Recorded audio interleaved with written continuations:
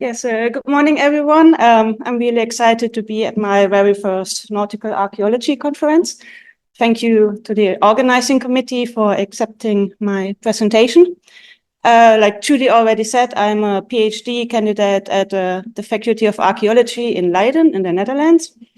And today I want to talk about a part of my PhD research, which is about early Bronze Age metalwork depositions.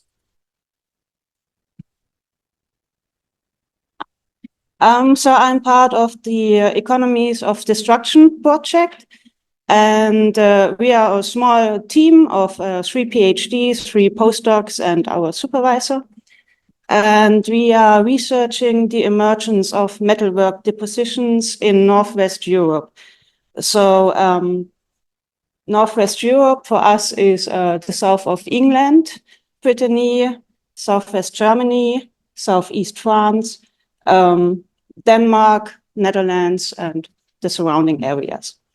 And yeah, so the time frame is more or less 2300 to 1500 BC. It depends a bit on each area because the early Bronze Age or the Bronze Age starts later in the north, for example. So it's a bit tricky to find a definite time frame for our project. And the reason why this project is located in Northwest Europe is because in our research area, there are barely any major copper, tin, silver, and gold deposits. So we can assume that metalwork was valuable, but still people deposited those valuable objects in the landscape. And here you can see my research area. For lack of better term, I call it the broader river landscape of the Rhine. So it's all the areas around the Rhine, also the tributary rivers, and I also include depositions in dry areas. So why did the people in the Bronze Age destroy and deposit valuable objects in the landscape? It seems a bit a weird kind of practice. So the people not only deposited objects in the landscape, but sometimes they even destroyed it first. So they bent the object, or they burned it, or they hammered it into little pieces, sometimes all of those things together. And then they deposited those objects either in the ground or in wet areas. So it strikes us as really an odd practice. But when we think about it, maybe we do similar things too. I don't know if you know this tradition of the Polterabend. It's a tradition in Germany that the bride and the groom do a few days or weeks before their wedding. So they invite guests, and the guests will bring ceramics or metal. And the bride and groom, they will smash the ceramics on the ground. The idea behind this is that the sound of this will keep evil spirits away. And then the bride and groom, they have to clean up the mess, which symbolizes the upcoming struggles in the marriage. Then, of course, sometimes we also throw a coin into a fountain or wishing well. Maybe coins are not that valuable to us. Maybe it's just like a pound or euro. But still, it's kind of valuable. You could, okay, in this economy, you cannot really buy much for a pound, but still. Then sometimes we also put locks on bridges to with the names of our loved ones. And Christmas is coming up. We buy expensive Christmas trees. And then a few weeks later, they just end next to the bin. It's also maybe a small amount of value, but it's still money, right? Yeah, sometimes we get really angry at technology and we just want to smash the computer. Yeah, of course. when our loved ones die, we do something with their bodies. Either we bury them in the ground or we cremate them. And then some people, they like to distribute their ashes into the landscape. So it's all kind of emotional aspects. And I saw this in Iceland, and I really like it because we are not doing it for the landscape. The landscape or nature, it doesn't care about the things that we put into. So why are we doing this? And of course, we also have examples from literature. So for example, Excalibur that was thrown into the lake. Or we have the Rheingold from the Nibelungenlied. So we have several examples also in literature with the same kind of practice of depositing objects. And yeah, in the Bronze Age, people deliberately, I already spoiled it now, deliberately deposited objects into the landscape, including rivers. And why this illustration only shows really muscular men is a topic for another time. Right. That I'm also really passionate about, but we can maybe talk about this later. So yeah, the positional practices, are they ritual or are they profane? As was already mentioned, for prehistory, we have many different kinds of explanations for this. They could have also been accidental or eroded or washed settlements of graves, but scholars, they prefer the ritual or profane explanation that they're either a gift to gods or that they're hoards, so that people buried the objects in the ground to retrieve them later in times of crisis. Another explanation could also be that they are economic. That means that people deposited those valuable objects to create scarcity and to prevent inflation. But that's kind of a newer explanation. Yes, so many scholars think that the context in which those objects are deposited in is the answer to the ritual and profane question. So, for example, a long time ago, Tackenberg said in 1954 that single finds from rivers are remains of eroded settlements. So this is more the logical explanation. And in 1961, Autenrieth said that single finds from river are accidental losses. Again, really rational. But then it gets a bit more interesting. So from the 1970s on, we have this clear distinction between dry and wet contexts. So Trias, for example, said that objects deposited in dry areas are hoards. So they are profane, they would be retrieved later. And that objects deposited in wet areas are so-called ritual depositions. And swords were mainly deposited in rivers, while personal adornment was mostly deposited in graves.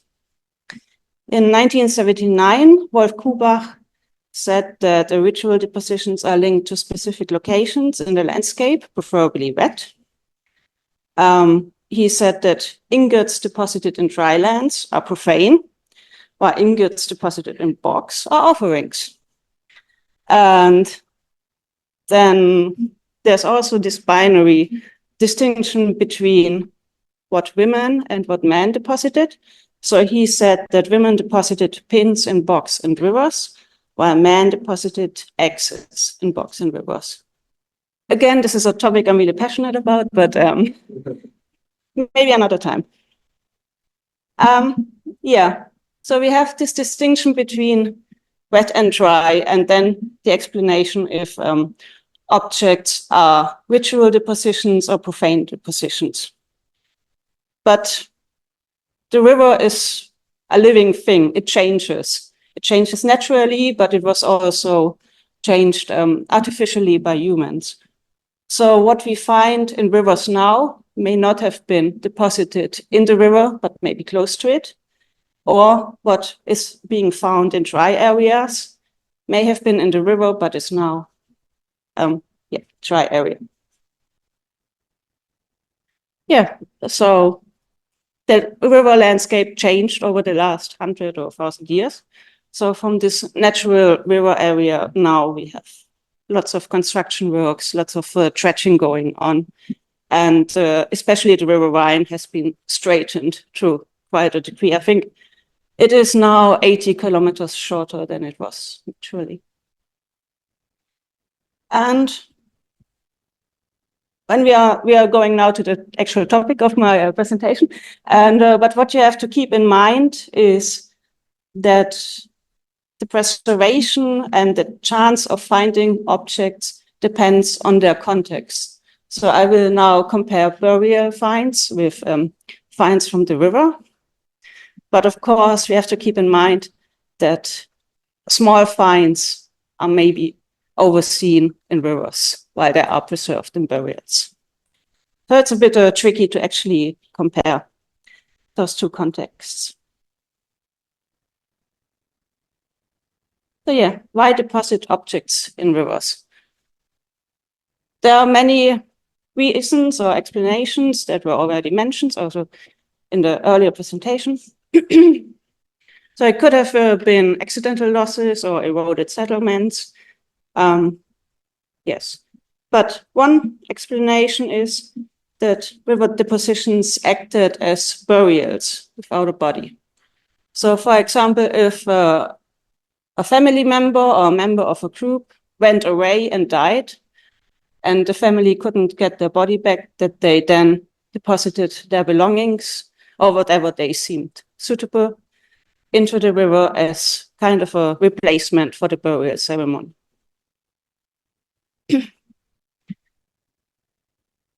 So I compared contemporary burials and river depositions in my research area, and I divided them into really broad time slices. So we have the late Neolithic, the transition phase between late Neolithic and early Bronze Age, transition phase between early Bronze Age and middle Bronze Age, and lastly, the middle Bronze Age. And on the left side in black, you see depositions in burials, and in white on the right side are always the depositions in rivers. So as you can see, we have quite a few object categories, but in the late Neolithic, not much seems to be going on. So there are not that many object categories, but this can be explained because our project only includes metalwork objects. So we don't include burials that only contain, for example, flint or organic material. For the late Neolithic and early Bronze Age phase, we see that things are really picking up, like quite drastically. We see a lot of different object categories deposited in burials, but only a few in rivers. So, for example, we have 15 axes. 15 axes, we have chisels, daggers. But in rivers, we have less variety in object categories. For the early Bronze Age, things are getting really, really intense. We have many objects deposited in burials and also 62 axes in rivers. And so the dark gray highlighted areas are the ones that are present in both burials and river depositions. Then in the early Bronze Age and middle Bronze Age phase, things seem to be slowing down again, both in burials and in river depositions. But then in the middle Bronze Age, we get another peak of depositional practices in both burials and river depositions. So here you can see the distribution of late Neolithic and early Bronze Age depositions in burials and river finds. Yeah, as I already said, there's not that much going on yet.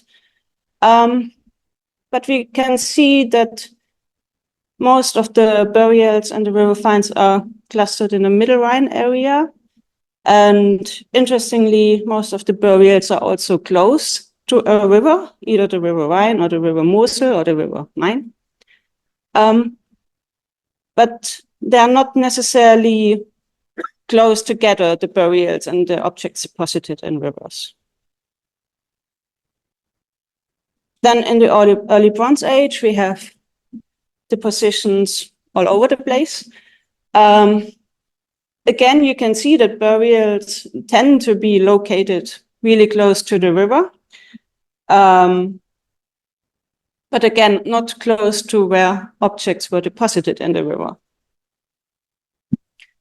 In the early Bronze Age, Middle Bronze Age phase, we don't have much going on in the south, interestingly. That might also be due to archaeological research that not much was published for that time, of course. But now burials seem to be a bit further away from major rivers. And yeah, so the areas are more like located in the north of the research area. And in the Middle Bronze Age, again, we have them all over the place. And we have them located more inland, like, again, further away from river areas. Yes, should I just put them next to each other? I don't know if you can actually see this. Okay, like I already mentioned, a lot of axes were deposited in both burials and river depositions. So I took them out and I want to look at them a bit more closely. So here's an example of an axe that was deposited into the river. And I drove there and took a picture where it was because I wanted to see how it looks like. Of course, it didn't look like this in the past. But it was still nice to see that the landscape is like there's not much going on, like no mountains. So it's like a normal kind of riverine place. But still, it's a quite nice axe. It was decorated. It could have been used, but it was deposited in the river. And when we look at the deposition of axes in both contexts, we see again late Neolithic, not much going on. But then from the transition phase, from the late Neolithic to the early Bronze Age, we have 9 axes deposited in burials and 15 in rivers. And then in the early Bronze Age, we have this really high peak in both contexts, but specifically in the rivers.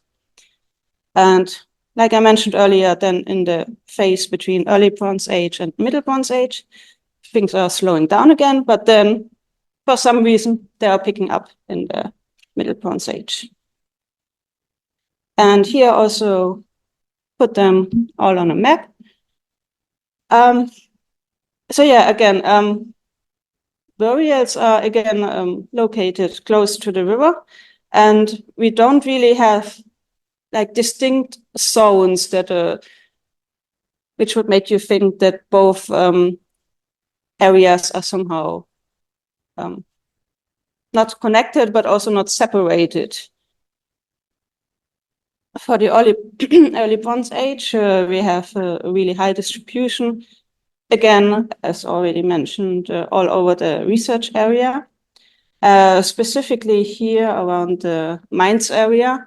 But this might be due, again, to a research factor because we have a museum there which really focuses on this area, and also a lot of the publications focus specifically around the area at Mainz. And for the early Bronze Age, Middle Bronze Age phase, again, most of the objects deposited in burials and rivers are located in the middle and northern part of the research area, with the burials being further away from the rivers.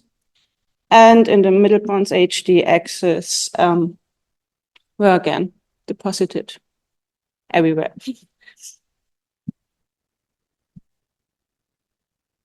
Yeah, so are objects deposited in rivers part of the burial practice, or can we see similarities?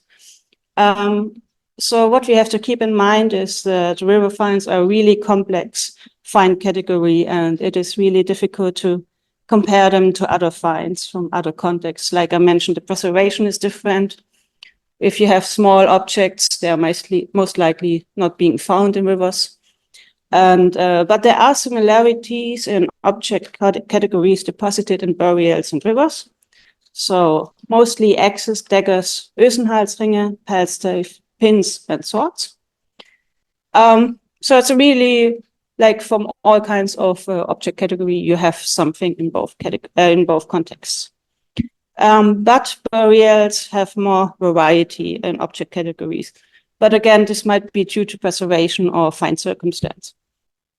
And axes are the most commonly deposited object category in both contexts, from the late Neolithic to the Middle Bronze Age, with more axes being found in rivers than in burials. So we can see that similar rules were followed. And the similarities of deposited objects in both contexts suggest that river depositions were a really special event to the people of the past. And we might assume that they had a shared ideology and that maybe the deposition of objects in rivers were inspired by burial practices. So just the act of depositing objects into the ground may have inspired them to also deposit those objects in rivers. So rivers might have acted as a commemorative space for burials without a body. So my idea is that rivers might have been a place for mourning or remembering people that have died. And like I said, that objects that belong to them were buried into the river if they didn't have the body. Thank you very much.